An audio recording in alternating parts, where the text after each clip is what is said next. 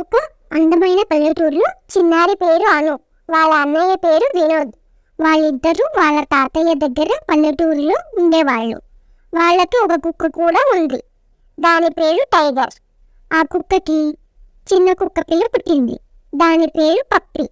ఆ పప్పి అంటే అనుకి చాలా ఇష్టం. అనుని వదిలిపెట్టకుండా దాని వెనకమాల తిరుగుతుంది. వినోద్ చాలా తెలివైన పిల్లవాడు.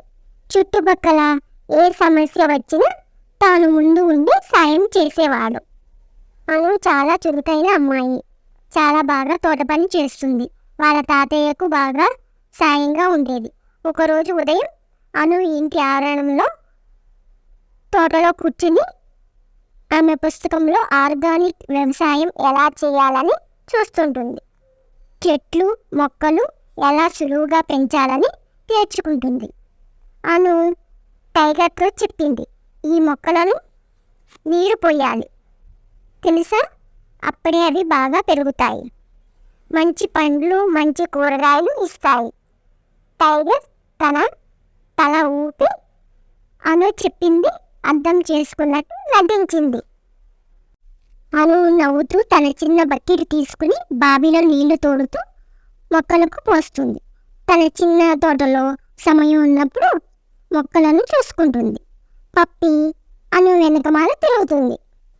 అను చిన్న మొక్కల దగ్గరకు వెళ్ళి టైగర్కి, ఈ మొక్కలను కాపలాగా ఉంటావా, మొక్కలను పండ్లు కూరగాయలు ఎవరూ కోయకుండా చూసుకో అని చెప్పింది.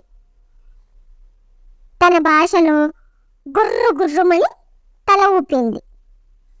మనం కలిసి అందరము తోట పని చూసుకుందాం.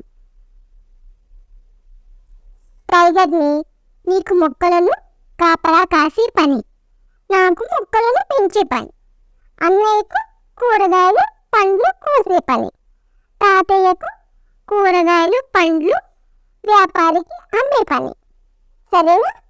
సరే. అను వంట చేస్తే అనుకి సాయం చేస్తుంది. అను భోంచేస్తే అనుతో పాటు భోంచేస్తుంది. అను నిద్రిస్తే అనుతో పాటు నిద్రిస్తుంది పప్పి. టైగర్ తల ఊపుతూ ఉంటుంది. అను నవ్వుతూ స్కూల్కి వెళ్తుంది. పప్పి కూడా అనుతో సైకిల్ ఎక్కి వెళ్తుంది. మళ్ళీ వచ్చేటప్పుడు తనని దగ్గరలో ఉండే పార్కుకి తీసుకువెళ్ళాలి. అది మారం చేస్తుంది తీసుకువెళ్ళకపోతే. రోజు గడిచే కొద్దీ కూరగాయలు పండ్లు అను పెంపకంలో బాగా పెరుగుతాయి. వాటిని చాలా జాగ్రత్తగా వాళ్ళ తాత కంటే బాగా చూస్తుంది. వాళ్ళ తాతయ్యను పూర్వకాలంలో మొక్కలను ఏ ఎరువులు వేసేవాళ్ళు అని అడుగుతుంది. ఎలాంటి మందులు వాడకుండా పెంచేవాళ్ళమని చెప్తాడు. అందుకే మేము ఇంత బలంగా ఉన్నాము, మీరు ఇంత పీలగా ఉన్నారు అని నవ్వుతాడు. పండ్లు కూరగాయలు వ్యాపారికి అమ్ముతారు. వాళ్ళ తాతయ్య చెప్పిన పద్ధతిలో వ్యవసాయం చేయడం వల్ల కూరగాయలు పండ్లు చాలా సమృద్ధిగా పెరుగుతాయి. రైతులు ఎలా మోసం చేశారో తెలుసుకోవాలంటే పార్ట్ 2 చూడండి.